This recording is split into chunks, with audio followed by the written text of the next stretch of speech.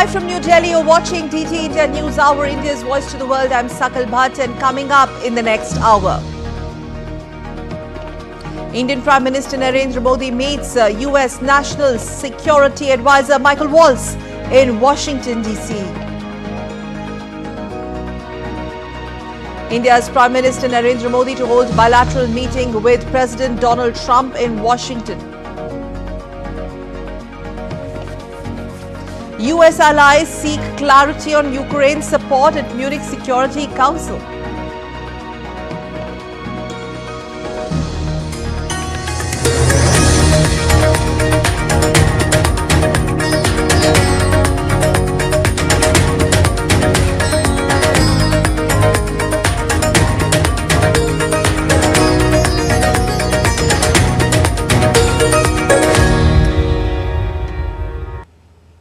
And we begin with the latest as we track Prime Minister Modi's US visit.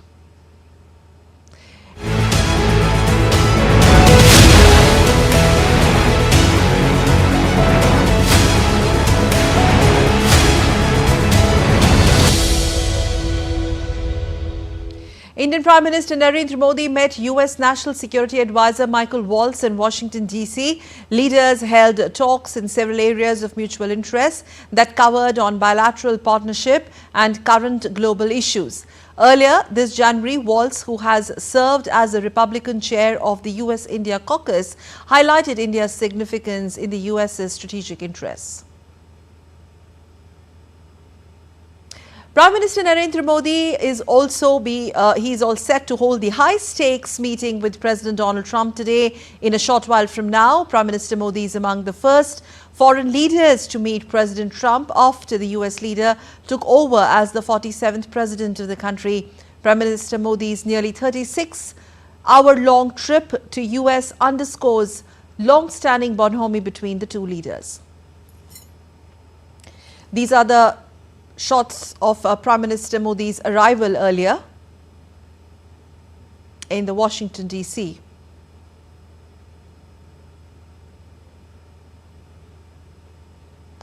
This is the second leg of this two-nation visit by Prime Minister Modi, and this visit aims to strengthen India-US relations, which are focusing particularly in the key areas such as technology, trade, defense, energy, supply chain, resilience and global security challenges, highlighting the depth of the bilateral relationship.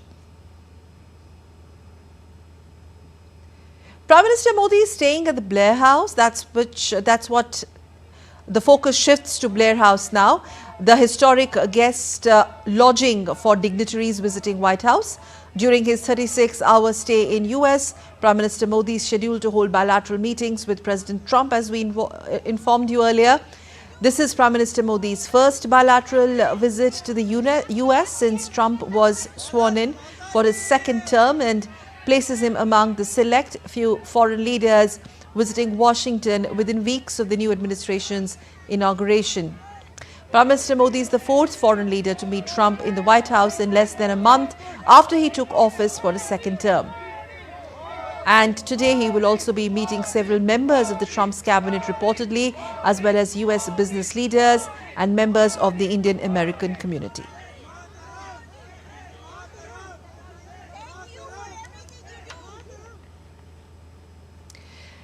Well, and now let's take a look at the ties between India and United States. They certainly share a comprehensive global partnership, global strategic partnership driven by democratic values, shared interests and vibrant people-to-people contacts. Prime Minister Modi's recent visit to the US aims to strengthen bilateral ties, focusing on trade, defense, energy, technology, counterterrorism, cooperation and educational collaboration, further enhancing the relationship. India and the United States enjoy a comprehensive global strategic partnership covering almost all areas of human endeavor, and this driven by shared democratic values, convergence of interest on a range of issues, and vibrant people-to-people connects. India's Prime Minister Narendra Modi's recent visit to the United States underscores further strengthening of bilateral ties with a focus on trade, defense, energy, and technology.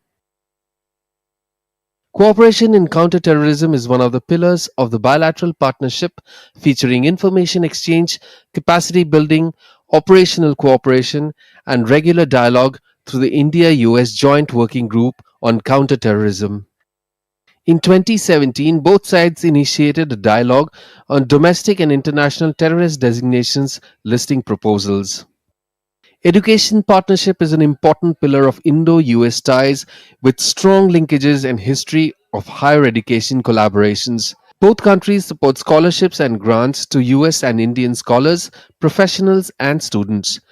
Global Initiative of Academic Networks or GIAN was launched by India in 2015 to facilitate visits by 1000 US teachers annually to teach in India. India-US defense cooperation is based on new framework.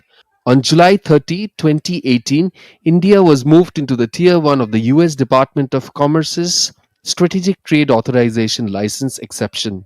The United States is the largest trading partner of India. Bilateral trades in goods and services stood at 190.1 billion US dollars for the calendar year 2023. During the financial year 2023-24, US was the third largest source of FDI into India with inflows of US dollars, 4.9 billion US dollars, accounting for almost 9% of the total FDI equity inflows. Cultural cooperation between two countries is rich and manifests in diverse ways. There are India-focused educational programs in universities and educational institutions.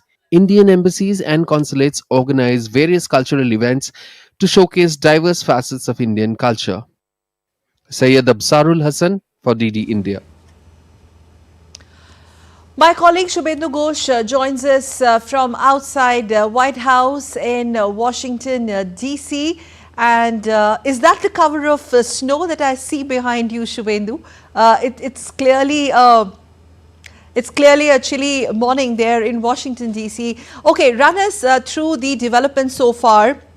We know that US NSA has called upon Prime Minister Modi, and if you could hear us, take us through the itinerary first. There are very high-profile meetings scheduled with Prime Minister Modi, including that with the close aide of Donald Trump, Elon Musk. Okay, can we reconnect with Shubhendu? I think he can't hear us. Meanwhile, let's move on to some other stories that we have on this visit of Prime Minister, related to this visit of Prime Minister. The India-US relationship runs long, wide and deep when the two leaders first met in 2017 in Washington. Prime Minister Modi had become the first world leader to be hosted by the then US President for a dinner at the White House. Trump had told the media ties have never been stronger, never been better. Prime Minister Modi had said his vision of New India converges with Donald Trump's mega vision. How will this convergence will be taken forward? We take you down through the memory lane and get you more on this. India's Prime Minister Narendra Modi is on a two-day visit to the United States. He is set to hold a high-stakes meeting with President Donald Trump, becoming one of the first foreign leaders to meet the US leader after his inauguration as the 47th president. PM Modi's trip underscores the long-standing friendship between him and Donald Trump. His visit, the second leg of his two nations tour, aims to further strengthen India-US relations with a focus on key areas such as technology, trade, defense, energy, supply chain resilience, and global security challenges, showcasing the depth of the bilateral partnership. As soon as Prime Minister Modi landed in Washington, D.C., he received a warm welcome by the Indian diaspora. Members of the Indian community waited at the hotel to have a glimpse of PM Modi. Braving the chilly winter, members of the Indian community gathered outside hotel chanting Modi, Modi, and waving Indian flags to greet him. PM also reciprocated, waving his hand to the people and talking to the members of the Indian community. अनुभव जो है बहुत ही अच्छा रहा। ये कहें कि विश्व का सब कुछ मिल गया। मोदी जी ने हमें आशीर्वाद दिया और भारत के प्रधानमंत्री जो कि इतने सुलझे हुए, इतने पहुंचे हुए, इतने कर्मठ इंसान हैं, जो लाखों करोड़ों भारतवासियों की दिन रात सेवा कर रहे हैं, ऐसे महापुरुष का आशीर्वाद पाकर जीवन धन्य हो गया। बहुत अच्छा लगा, मोदी जी से हाथ मिलाया, मोदी जी ने बहुत खुश हो गया देख के मोदी जी को। बहुत बढ़िया है, हमें उससे मिलकर बहुत खुशी हुई। इतना थक गए थे तो भी उसने टाइम निकाला और सब लोगों से मिले और अच्छी तरह से बात की और हमारे कंसर्न सुने और बहुत अच्छा लगा हमें। We were waiting for him, so we got to see him very close. So I really am liking it. Like seeing him so close, it is really nice. It's all worth it. Like 5 hours we are standing in this weather. It's freaking cold and we are freezing, but it's all worth it. Just one glance of him and he's so nice. Like, you know, we just love him.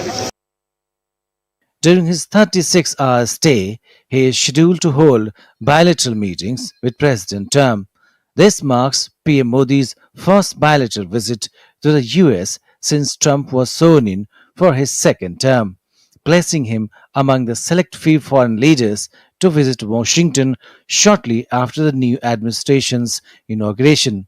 PM Modi is the fourth foreign leader to meet Trump at the White House in less than a month of his second term. Prime Minister Modi's visit to the US highlights the growing strategic partnership between India and the United States by focusing on key areas like trade, defense, technology, and global security. This visit further strengthens bilateral ties, reinforcing the deep-rooted friendship and collaboration between both nations. With Shubhendu Ghosh in US, Syed Absarul Hassan for DD India. We are very, very honored to be joined by a very distinguished panel of voices or guests from Washington, D.C., welcoming Mr. Raymond Vickery, Senior Associate Chair on India and Emerging Asia Economies. In fact, we would like to tell our viewers he's been the former U.S. Assistant Secretary of Commerce and also led India's strategy for emerging markets initiative and other verticals as well. And also such an honor to have Arun Sharma ji, Senior Associate Chair on India and Emerging Asia Economics with us, former Chief Investment Officer at IFC with more than 2 decades of experience in emerging markets. Thank you both of you for joining us, Arun ji as well as Mr. Vickery. Coming to you first, take us through your thoughts, especially the significance of this big Modi-Trump handshake. It's a power-packed schedule, just 36 hours, but lot it seems has been packed into it. What do you read into the power play as the two leaders meet today? And well, it's an open guess. What all are they going to talk about, from trade to business and other things? Your thoughts, please, an overview, opening remarks. Mr. Vickery. Well, thank you very much for having me. I think that this is a great day in U.S.-India relations, and it's of primary importance that these two great democracies be able to work together, not only to preserve the democracies that they have individually, but to work together for peace and prosperity throughout the world. I think that since President Clinton, each U.S. president, Republican or Democrat, has left the relationship stronger than it was before. And you can say the same thing in regard to India as to whoever was prime minister. So there's so very, very much in common.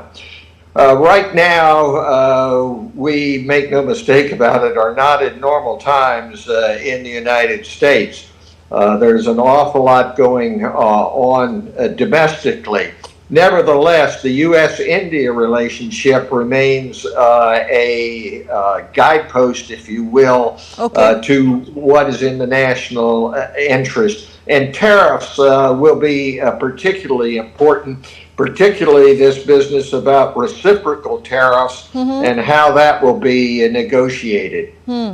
Yes, you mentioned that, Mr. Vikri, that in fact was going to be my second question.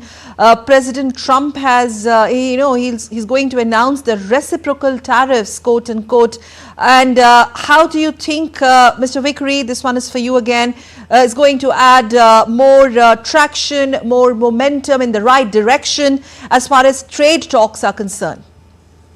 Well, I think you have to understand that President Trump is a business person, and he works on a transactional kind of basis, and he wants to see a win that he can chalk up publicly, regardless of what he says initially. This business about reciprocal tariffs on a bilateral basis is not feasible if you're going to be able to accommodate Indian needs as well as U.S. needs. Nevertheless, there are ways to work around that. And one of the ways, of course, is in regard to actual trade, whether it be in defense, whether it be in technology, GE engines, Stryker mobile units are on the anvil. And there's a lot that can be done that's in the U.S.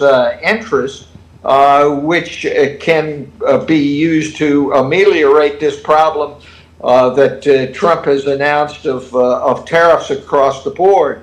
And India is very good at handling this kind of situation. India has already moved forward on Harley-Davidson motorcycles, pecans, almonds, and intermediate goods. Not to mention, last time in Trump 1.0, we were pretty close to a comprehensive kind of trade deal, and I think that can be put back on the anvil as well. Interesting point. I take this opportunity to welcome my colleague Shubhendu Ghosh, who has been reporting relentlessly from Washington, D.C. right now, joining from outside White House this chilly morning. Good morning again, Shubhendu. Just hold your thoughts there, because I want to take that point raised by Mr. Vikri to Arun Sharma ji. Your take, the fact that we already have a very robust sort of relationship in trade domain, this reciprocal tariff announcement, much awaited. What more can you read into it in terms of this giving a new fillip and also setting all speculations to rest? I'll make two very quick points. First, I think India is not being singled out for reciprocal tariffs. I think this was announced really as a US policy initiative. And if you heard the press secretary speak at the White House, she was very clear that this is a policy on the part of President Trump to essentially ensure that America is treated the same way is on an equal basis with all its trading partners. So it's not something that is being singled out for India, although the timing may have come just before the meeting with the Prime Minister. So I think there's no point, I think, reading too much into it from that perspective. That's the first point. The second point is that there is a certain challenge, of course, where there are certain aspects of a reciprocal tariff that will be more challenging for India to manage. Things like medical devices, certain drugs, certain agricultural commodities, certain other types of sensitive industries which are critical to Indian national interest. And I think that's where the negotiation is going to take place. But I think overall, within the context of the new administration's America First approach, I think it's very, very important that this visit, and I'm sure this is what both sides have in mind, is to place the India-America relationship in the right context. So there is room to grow and there is room to prosper, and make sure that the interests of both countries are met and they can grow together and prosper together. Having said that, Arunji, what's the message? What's the larger message? The timings of it, Mr. Vikri pointed out, when the two leaders meet today and whatever they talk, but the message that goes across, because we are almost on same page with US on many things, considering what's happening around the world, the geopolitics and all of that. So the convergence of Make in India and the convergence of Make in India with Make America Greater. Arunji. Yeah, so the message is clear. In fact, I think India is a bit of a relief, I think, to the current administration because they have so many difficult challenges to deal with: Ukraine, Gaza, Mexico, Greenland, Canada. So many, I would say, contentious discussions already taking place. So having a counterpart like India, I think, is a bright spot which has bipartisan support. And I think this is something that, and it's an opportunity, I think both sides are not likely to squander, in my view. And I think this is also very timely in terms of positioning the Indian position and the Indian partnership at the right time in the current context. Because yes, we've had a great relationship under Trump 1.0, but we want to make sure that in the revised, more focused, more, I would say, active, more aggressive approach being taken by Trump 2.0, that we are in the right place at the right time and set the right tone for the discussions that are no doubt going to take place. And this progression, Shubhendu, coming to you, apologies for making you wait. The progression from Trump 1.0 to Trump 2.0, you've been talking to various besides diaspora, policy heads from both sides. What are the kind of expectations that are attached to this visit? And also run us through what are you picking up as far as US's NSA calling on Prime Minister Modi is concerned on that as well? Right, Sakal, hello again, and I beg your pardon for the earlier Not an issue. disconnect. But as I answer your question, let me also give you and our viewers a closer glimpse of the iconic White House. It's more white than on other days, with the cover of snow that you can see all around. Yes. It had snowed heavily about a day ago, and most of it around the fields that surround the White House. The snow is still there, and I answer your question as we give you a glimpse of the White House. Yes, the bilaterals with the department heads are on as far as Prime Minister Narendra Modi's engagements are concerned. With the NSA, we know that India and the United States converge significantly as far as security issues are concerned, particularly counter-terror. Both leaders, in fact, have take a very no-nonsense, no-negotiation stand as far as terrorism, counter-terrorism is concerned. So in that sense, one of the closest partnerships that we're going to see with this new administration of President Donald Trump is going to be in the domain of counter-terrorism. Both India and the US have seen the worst of it. The communities have suffered the worst of it. So it'll be interesting to see what kind of cooperation is taken forward. Now, the larger partnership of India and the United States as of today is defined by a global strategic partnership. That is what defines the closeness between the two countries in diverse domains. There is a disproportionate focus on tariffs as we speak, but it is a part of a reality of trade negotiations. There are different ways, as our guest also mentioned, that tariffs are not really all imposed just to show displeasure with the country, but to tackle what is called a trade deficit. Many developing countries put higher tariffs on imports so as to protect their domestic markets. It is not just India. Every country does it in various proportions. So the manner in which this tariff is negotiated is something that we'll have to see. There are various ways to go around it. One of the things that President Donald Trump, while talking about Prime Minister Modi's visit to the US, mentioned was that he would look forward to selling more defense products, defense equipment to India. So that is another way of it. So if you import more for America, then you also take care of the trade deficit and you handle the tariff question in that sense also. Now, what India would want is a greater degree of autonomy in that as well, a strategic autonomy that has been a policy for India. Yes, we want a very close partnership with the United States, but we'd also like to invest in co-manufacturing, co-production of equipments. We'd like American and Indian companies to come to India, manufacture together. So that is where the more nuanced negotiations is going to lie, Sakal. Post-lunch, around 4 p.m. local time is where Donald Trump and Prime Minister Narendra Modi will be meeting at the White House. The discussions will open, and as we've been talking about, the anticipation, the excitement is very high, but we have to understand it's very first meeting of the leaders in person with the new administration taking charge. So we should possibly be eyeing more about a broader roadmap that the two administrations are going to take, at least in the next 4 years. So what is this broader roadmap going to be, the contours, the defining contours of the broader roadmap? Let me take this question to our distinguished panelists. Mr. Raymond Vickery, broader contours of the roadmap, the future relationship, how it looks like between Prime Minister Modi 3.0 and Trump 2.0 from the American prism. Well, I think if you're looking at broad roadmaps, you have to look at the U.S.-India relationship in regard to China. And for a roadmap there, you look to the Quad, it seems to me, Japan, Australia, India, and the U.S. During Trump 1.0, there was a revival of the Quad, making it ministerial. That was continued under President Biden, making it absolutely at the very top the Leaders Summit. And that summit is going to be hosted by Prime Minister Modi in India this year.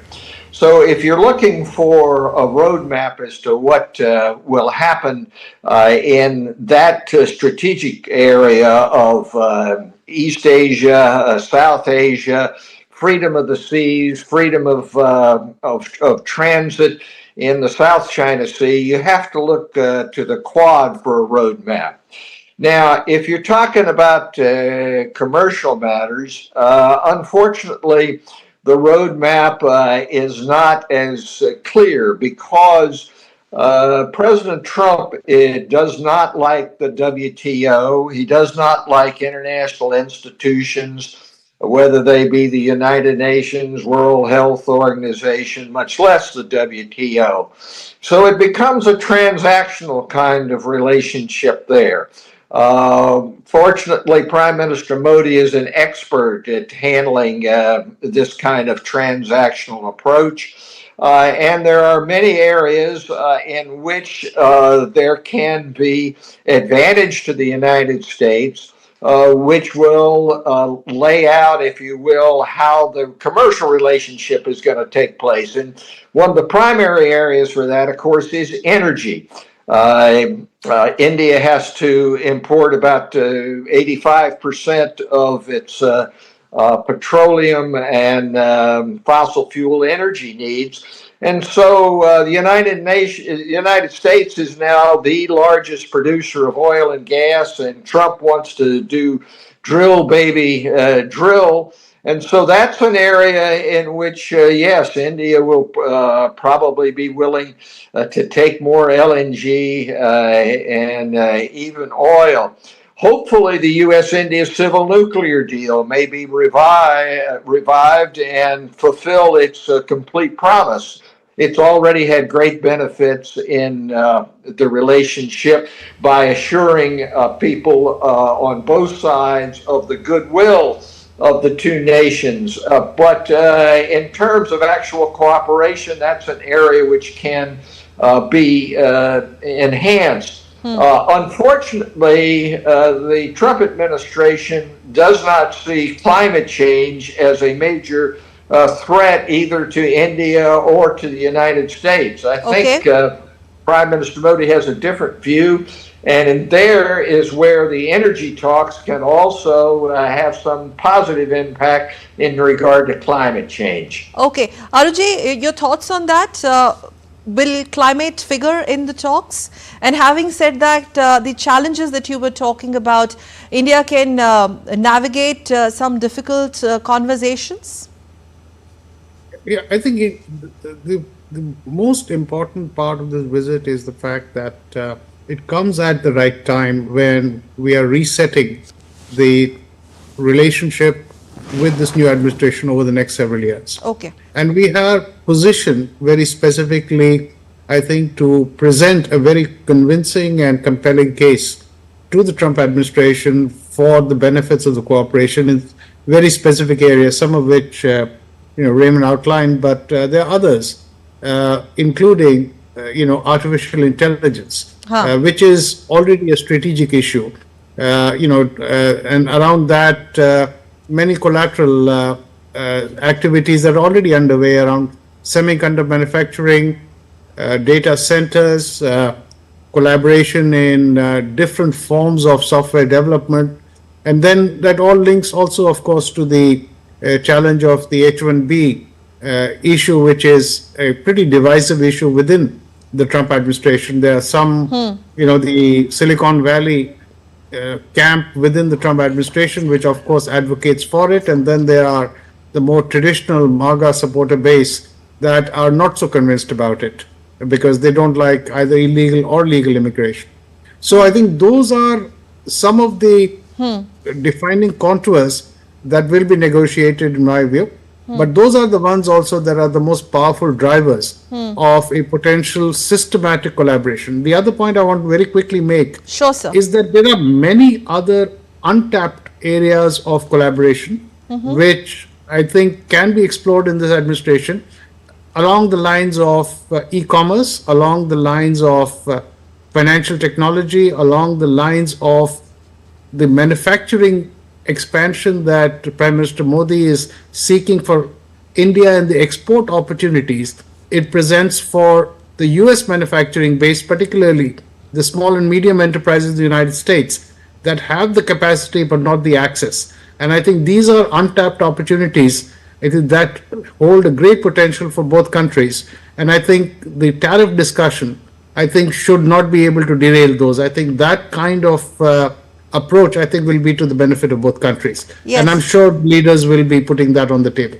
Okay, so there's going to be a lot of business on the table. Shubhendu, what's the latest now that you're picking up?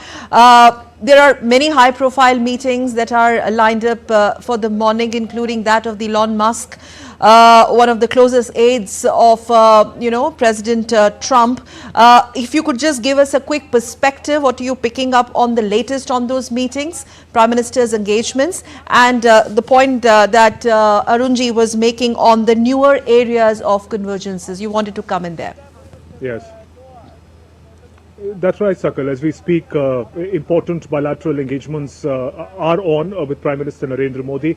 As mentioned, heads of different departments. Yes, Elon Musk and Vivek Ramaswamy, both of these American leaders now head what is called the Department of Efficiency, which is in itself a sort of new department that has come into place. Both of them are expected to call on Prime Minister, and their engagement with Prime Minister is also going to, in many ways, show the direction in the manner in which the two countries are going to engage in the days ahead. The big meeting, Prime Minister Narendra Modi and President Donald Trump meeting at the White House, outside of which we are standing at the moment, takes place local time approximately 4 p.m. onwards. Talking about the areas of convergence, Sakal, one point that I think we should talk about is also the area of artificial intelligence. Prime Minister Narendra Modi in a two-nation visit.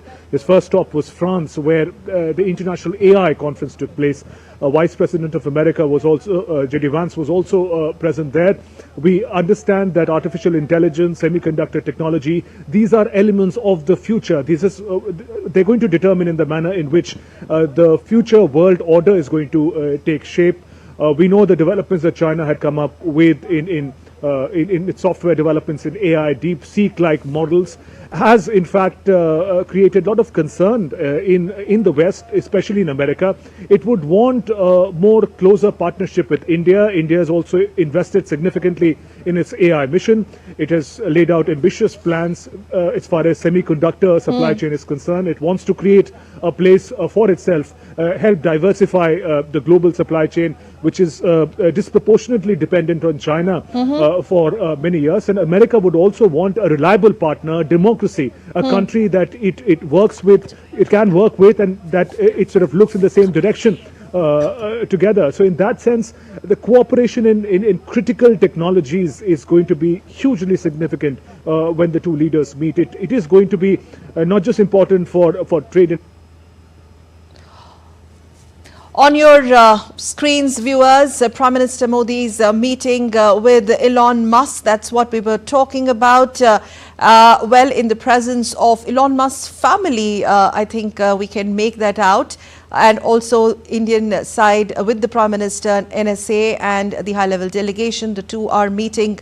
The last time they met was 2 years ago when Prime Minister Modi was in New York for the International Yoga Day celebrations, and after that Prime Minister Modi meeting Tesla's big chief CEO Elon Musk in Washington DC, one of the closest aides of President Trump. And as we stay with these visuals, Arunji, if you would like to come in here, how do you see this meeting translating into convergences, because here we are not only looking at Trump's close aide, but Tesla, SpaceX, the space, domain, so to speak, and much more.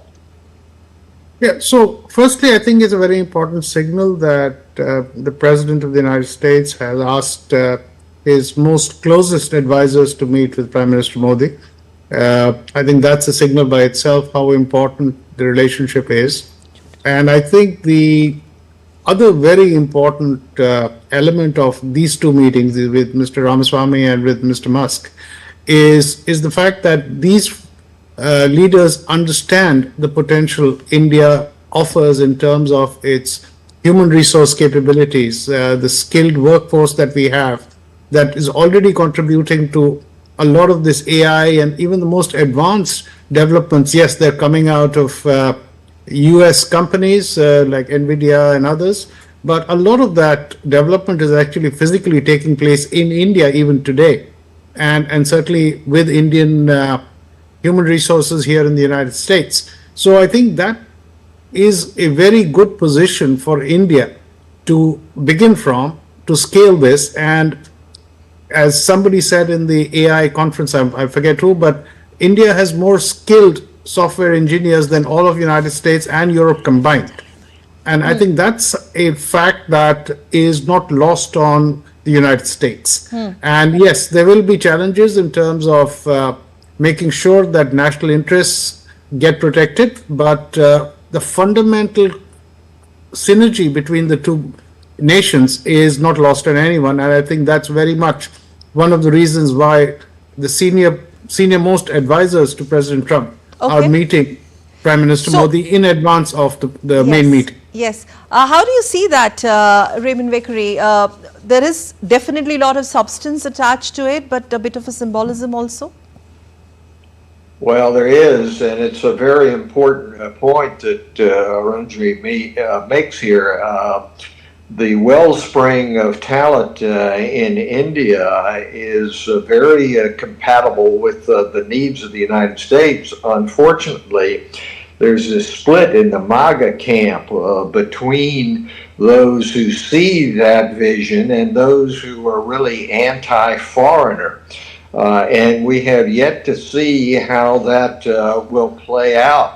So it's very symbolic, and it's important, of course, that the Prime Minister raise this issue and be involved not only with President Trump, but Elon Musk and others, other advisors in that regard.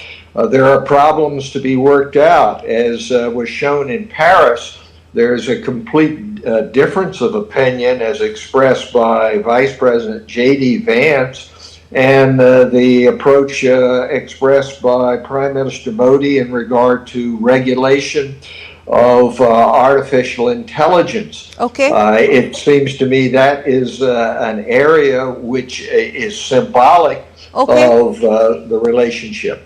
All right. We'll have to thank you, gentlemen. Thank you very much, Raymond Vickery, Senior Associate Chair on India and Emerging Asia Economies. You also been the former US Assistant Secretary of Commerce. Thank you. It was such a pleasure talking to you. Also, Arun Sharma ji, Associate Chair on India and Emerging Asia Economies, Senior Associate Chair. Thank you, sir. Thank you, both of you. It was a pleasure talking to you and, giving us this very insight and putting this in perspective, what this means for both sides. Is going to be business and more than business also, and we'll have to see when the two leaders and that power handshake between Prime Minister Modi and President Trump. I think we all are waiting to see that visual. Thank you very much, all of you. And Shubhendu, if you could hear me, thank you to you too for joining us in that braving snowy morning from the White House. Thanks. And let's now quickly shift our focus to some other stories very quickly. Germany is all set to host Munich Security Conference on Friday. A total of 5,000 officers deployed around the Bavarian capital to secure the areas. US Vice President J.D. Vance and Ukrainian President Volodymyr Zelensky will attend the security conference. The meeting comes after US President Trump held a telephonic conversation with Russia's President Vladimir Putin and said that Ukraine could neither have all of its land back nor join NATO. Munich police spokesman said that they have deployed 5,000 officers to make Munich safe and secure.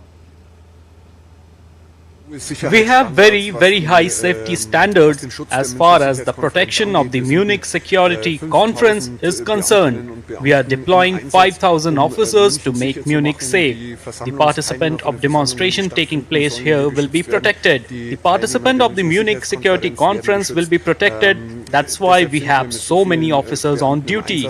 There is no such thing as 100% protection as we have seen again today. European leaders warned the United States on Thursday against sealing a Ukraine peace deal with Russia behind their backs as they scrambled for a seat at the table after Donald Trump spoke to Vladimir Putin and announced the start of negotiations. It is clear that any deal behind our backs will not work. Any agreement will need also Ukraine and Europe being part of it, and this is clear that appeasement also always fails. So, on the Russia-Ukraine peace deal, Ukrainian President Volodymyr Zelensky said that Ukraine would not accept any bilateral agreements on its fate reached by Moscow and Washington in its absence. Further, President Zelensky called for Europe to have a seat at the negotiating table at the end of the war. The Ukrainian leader made the comments a day after US Donald Trump spoke to Russian leader Vladimir Putin and Zelensky in his first big diplomatic move to end the war. It's important that everything does not go according to Russian President Vladimir Putin's plan, in which he wants to do everything to make his negotiations bilateral between him and the United States of America. We, as a sovereign country, simply will not be able to accept any agreements without us. Tensions continue to rise in the Israeli-Gaza ceasefire, but there is a breakthrough in mediation efforts. Egypt and Qatar have managed to overcome some obstacles that were blocking the deal, with both Israel and Hamas now committed to its full implementation. We have more details in this report. Amid growing disputes over the ceasefire agreement, diplomatic efforts led by Egypt and Qatar have made progress. Mediators confirmed that the key roadblocks hindering the truce have now been addressed, ensuring the deal moves forward. Earlier, Hamas reaffirmed its commitment to honoring the truce despite facing its most significant crisis since it began. The group stated that mediators were working to secure the release of hostages this weekend as originally planned. But Israel has issued a strong warning. If Hamas fails to release captives on schedule, it will resume military operations in Gaza. If Hamas halts the release of the hostages, then there is no agreement and there will be war. The new Gaza war will be different in intensity from the one before the ceasefire, and it will not end without the defeat of Hamas and the release of all the hostages. With both sides reaffirming their positions, all eyes are now on the coming days to see if the ceasefire holds or if conflict will reignite. Bureau Report, DD India. Shifting focus to some domestic news on national front, in Rajya Sabha, the Joint Committee of the Parliament or JPC report on the Waqf Amendment Bill 2024 was tabled in Parliament amidst uproar, especially the opposition MPs alleging non-inclusion of dissent note in the JPC report. However, the ruling dispensation clarified its stance on the matter. DD India's Anil Thomas gets us these details. On Thursday, the final day of the first phase of the budget session, the JPC report on the Waqf Amendment Bill was tabled in both houses of Indian Parliament. Opposition parties created an uproar in the Rajya Sabha or the upper house in the morning and later in the Lok Sabha, the lower house of the Indian Parliament, during the report's presentation. This led to a walkout by the opposition. Opposition MPs alleged that their dissent note was not included in the JPC report. However, the ruling party clarified its stance on the matter. विपक्ष के कुछ सदस्यों ने आपत्ति जताई है कि इनके जो विमत है, डिस्प्यूट्स है, इनको पूरी तरह से नहीं रखा गया है। मैं मेरी पार्टी की ओर से आपको विनती करना चाहता हूं कि विपक्ष के जो डिस्प्यूट्स हैं, एक सिरनीर कर आप संसदीय कार्यप्रणालिका के उपयुक्त रूप में जो जोड़ना है वो जोड़े। इसमें मेरी पार्टी को कोई आपत्ति नहीं। बात किया और सेक्रेटरीट से जानकारी लेकर के फिर मैंने राज्यसभा में बताया कि रिपोर्ट पूरा पेश किया गया है। रिपोर्ट के साथ जो एनेक्शर है वो भी सदन के पटल पर रखा गया है।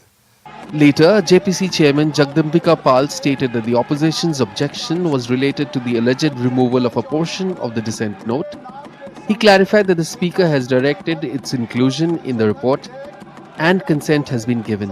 Therefore, there should be no dispute. Bharat के गृह मंत्री श्री अमित शाह जी ने कहा कि ये जो विपक्ष के द्वारा आपत्ति उठाई जा रही है कि हमारे डिसेंट नोट में हमारी कुछ चीज़ें डिलीट की गई हैं, उन्होंने स्पष्ट तौर से कहा कि हमारी पार्टी को कोई एतराज नहीं है। In fact, the omitted portions were those where the propriety of the JPC itself was questioned. The removal was done as per parliamentary rules. The Vox Amendment Bill was initially introduced in the Lok Sabha on August 8 and referred to the JPC. Now that the JPC report has been placed in both the houses of the Indian Parliament, the government will review its recommendations. The revised bill will be approved by the Cabinet and may be tabled in Parliament for passage during the budget session. With Anil Thomas, Amit Mukherjee for DD India.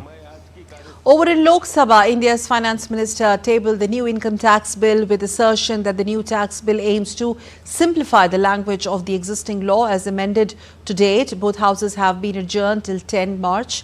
DD India's Anil Thomas has filed this report on the proceedings of the day. On Thursday, the new Income Tax Bill 2025 was introduced in the Lok Sabha.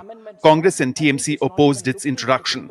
Responding to the objections, Finance Minister Nirmala Sitharaman proposed referring the bill to a select committee of Parliament for further review. That the House agrees to authorize Honourable Speaker yourself, sir, to constitute a select committee of this House on the Income Tax Bill 2025. The terms and conditions regarding the committee will also be decided by the Honourable Speaker. The committee shall make a report by the first day of the next session. During her budget speech on February 1st, 2025, Finance Minister Nirmala Sitharaman announced the introduction of a new income tax bill aimed at simplifying tax laws. The bill consists of 622 pages, 536 sections and 23 chapters. It will replace the Income Tax Act 1961.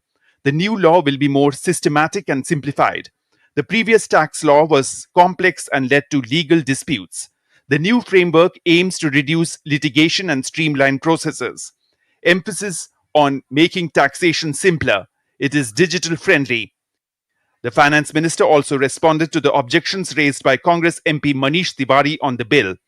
Manish Tiwari's argument was that sections are more now rather than when it was in 1961. That's a point. Then, that I've answered. Then 4,000 amendments have been made from 1961. And all those are being looked at now, being reduced now. So Manish Tiwari's core argument that it contains 536 clauses and has also more number of amendments now, I think he's not even looked into the papers, I'm sorry to say, so it cannot be sustained. Meanwhile, parliamentary proceedings witnessed disruptions as the opposition created a ruckus in both houses, leading to temporary adjournments. However, during the question hour in the Rajya Sabha, several crucial questions were addressed. The first phase of the budget session of Parliament concluded on February 13th. The second phase will commence from March 10th. During this phase, the discussion on the President's address was completed, with PM Modi replying in both houses.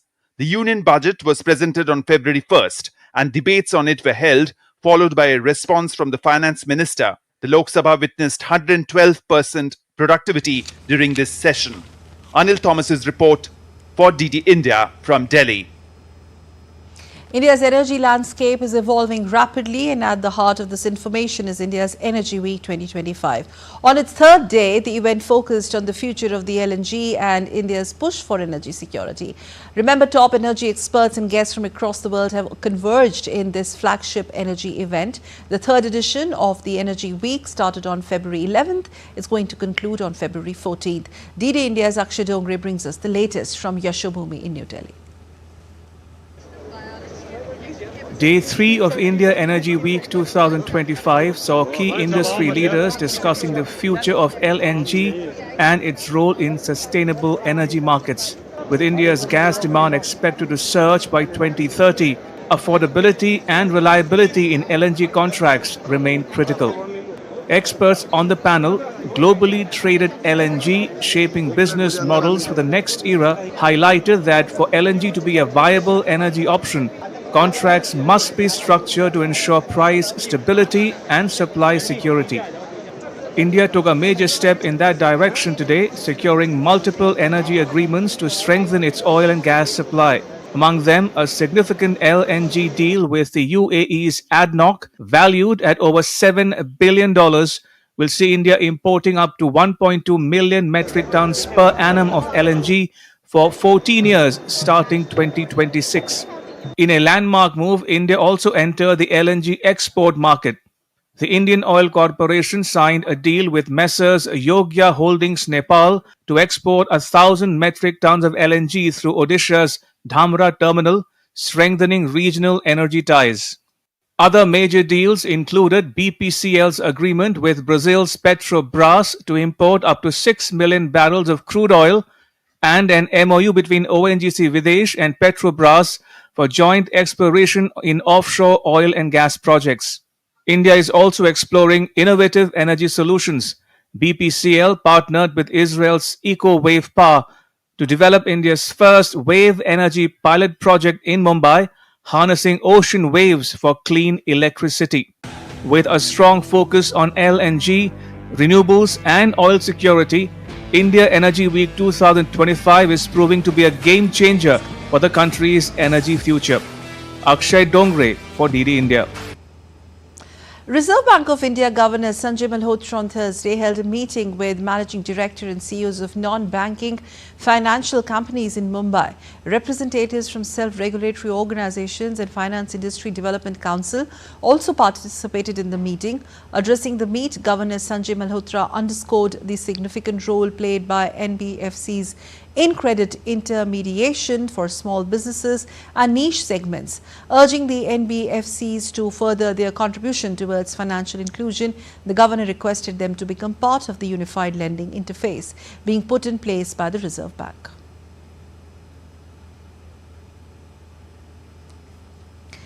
Well, India's Home Minister Amit Shah will be gracing the closing ceremony of the 38th National Games as chief guest in Haldwani town on Friday. Games are underway in northern hilly state of Uttarakhand. The competition has been fierce, where nearly 10,000 athletes and coaches competed in 32 sports as well as 4 demonstration events for glory. Narayan Singh gets us more. India's 38th National Games, which is underway in Uttarakhand, will come to a grand conclusion on Friday in Haldwani. The closing ceremony promises to be a spectacular event with honors for record-setting athletes and special performances by top artists. India's Home Minister Amit Shah will be the chief guest at the glittering ceremony with other dignitaries in attendance. Uttarakhand Chief Minister Pushkar Singh Dhami inspected the venue and reviewed the security and other arrangements. It's going to be a really grand show. At the same time, it's going to be very inclusive. And Honorable Chief Minister Sir has himself reviewed the preparations twice. Today morning also was here. We're inviting self-help groups, athletes, other notable persons, people who are achievers in different fields. With just one day left for the games to conclude, the competition has been fierce. National Games is such a high quality games, and it's same as like mini Olympics for India, let's say. So it really feels great. Services Sports Control Board continues to dominate the medal tally, while Maharashtra is at the second place, followed by Haryana.